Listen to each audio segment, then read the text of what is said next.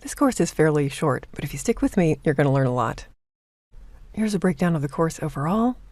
We've got the introduction, this is where we are now, and hopefully you have a high-level understanding of what prompts and prompt engineering are.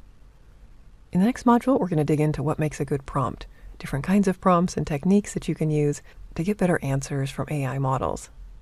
Then we'll move on to evaluating prompt performance. How do you know if a prompt is performing well or not? Then we'll get into some advanced prompt techniques, building on the basics. A course about AI and prompt engineering wouldn't be complete without a brief conversation on ethical considerations, so we've got a module about that. And then we'll wrap things up with some best practices and looking ahead to where prompt engineering might go in the future.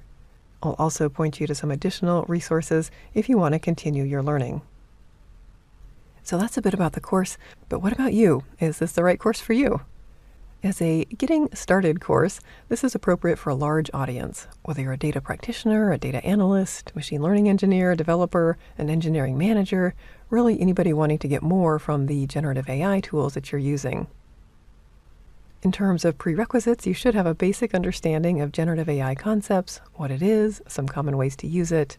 If I say things like large language model, you should generally know what that means.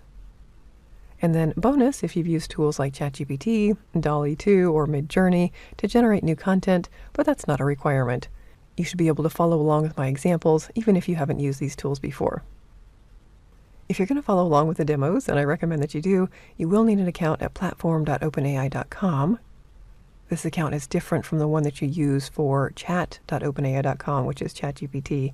This interface in the playground gives us a lot more control over the prompts and parameters and so on. I'll show you some of the features of GPT-4 in this interface, but for most of the demos, we're going to be using version 3.5. Now, just a quick word about price. If you come out to the pricing page at openai.com and scroll down, it'll give you information about how things are charged, as basically by tokens, which are pieces of words. 1,000 tokens is about 750 words. The pricing is different by model. You'll see the details here. But the good news is, if you scroll down a little bit more, if you're just getting started, you're going to get $5 in free credits that you can use during your first 3 months. In the demos, we're using literally fractions of cents, so $5 should be plenty. And with that, let's get a move on. In the next module, we'll see how to create effective prompts. I'll see you there.